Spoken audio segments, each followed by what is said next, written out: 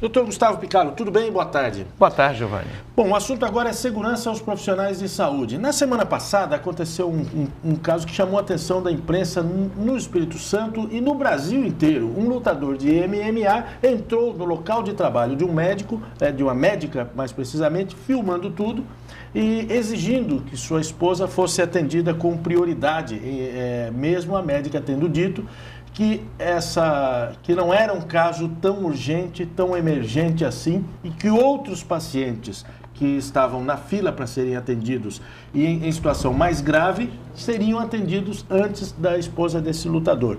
Eu convidei o Dr. Gustavo para falar a respeito disso, porque ele me relata que muitas vezes os médicos são vítimas desse tipo de violência, né, Dr. Gustavo? Infelizmente, acontece isso. Nada justifica a violência, Giovanni. Na verdade, quando você fala que ele invadiu o pronto-socorro, ele invadiu também o consultório da médica, onde ela estava atendendo outra paciente que se sentiu extremamente devastada. Enquanto ela atendia outra paciente? Exatamente. Ele atendeu ali e, naquele momento, ele disse que filmou a reação da médica e, coincidentemente, a reação vem depois de uma ação. A ação dele não foi filmada, né?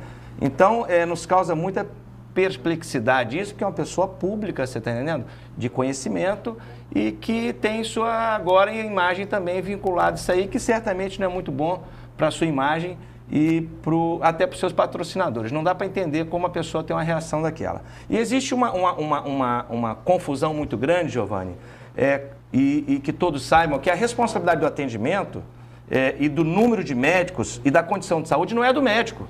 Ele é um profissional. O gestor é que determina quantos médicos necessitam, está entendendo? Quantos médicos são contratados. Então está acontecendo um fenômeno de violência para a equipe de saúde e direcionado ao médico, aos enfermeiros, técnicos de enfermagem, no mesmo tempo que existe um baixo salário de remuneração para isso. Então nós estamos tendo o fenômeno das pessoas abandonando esses postos de trabalho.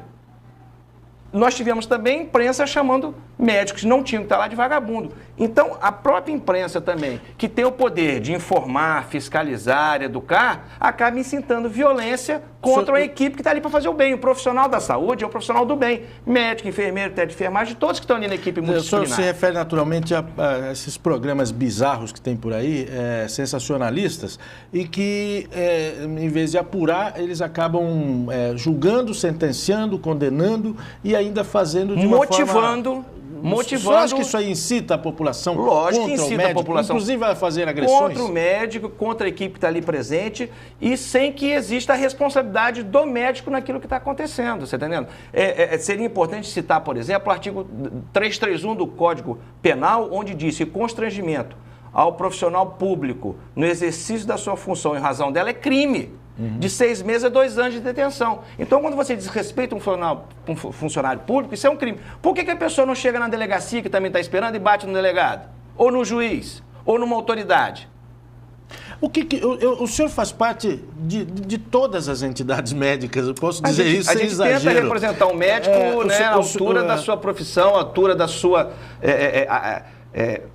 importância social. Quando eu digo de todas, porque representa os médicos aqui no Espírito Santo 3 entidades, Sindicato, AMES e CRM. O doutor Gustavo é diretor das 3, faz parte das 3 entidades, além da Unimed e outros lugares onde ele atua. O que fazer numa hora dessas? Uma hora em que o local de trabalho... em que há, inclusive, envolvimento de uma questão muito importante, chamada sigilo médico. Quer dizer, o local de trabalho, no momento do atendimento, com outro paciente, é invadido dessa forma. Em qualquer lugar de direito de Estado, com certeza, esse cidadão seria preso e algemado daquele pronto-socorro. Sem sombra de dúvida nenhuma. Mas não foi o que aconteceu. Não foi o que aconteceu porque o médico ele se sente fragilizado e sem o apoio necessário, você está entendendo? Para que se faça... cumprir a lei de desacato, você está entendendo? As entidades vão fazer o que em relação a isso? As entidades já estão tomando providência em relação a isso. O que vai ficar muito chato ligar a figura desse senhor, que é até uma figura pública, a violência contra a equipe médica, a violência contra a equipe multiprofissional de saúde. Você tá entendendo? Eu quero mudar um pouquinho de assunto, doutor Gustavo, porque tem um assunto também que está pipocando aí e logo, logo ele vai vai aparecer muito na mídia, e aí a gente falou de comunicação, que é o seguinte, um senador aqui do Espírito Santo, o senador Magno Malta, conhecimento disso. ele propôs a criação de só para a gente finalizar nossa entrevista, é um assunto quente, é um assunto do momento, ele sempre trabalha com um tema, trabalhou com a questão do narcotráfico, trabalhou com a questão da pedofilia e agora a próxima CPI, que ele já propôs e foi aprovada a criação, é a CPI do erro médico. O que vocês têm a dizer a respeito disso?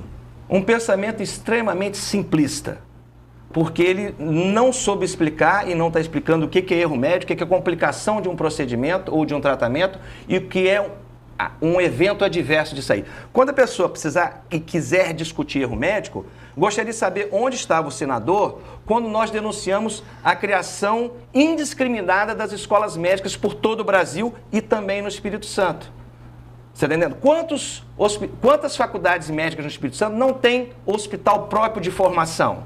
Então, quando você discute uma profissão, você deve discutir o início, o meio e o fim. Discute o fim, onde você pega profissionais, às vezes, não preparados, num lugar onde falta condições de trabalho, onde ele ainda sofre violência, onde ele é mal pago e falar que a culpa é dele, aí fica muito fácil. Eu acho que é uma forma de chamar a atenção, tenho certeza que ele vai querer discutir isso melhor com as entidades médicas do Espírito Santo, tanto com o Conselho Regional de Medicina, quanto com o sindicato, quanto a Associação Médica.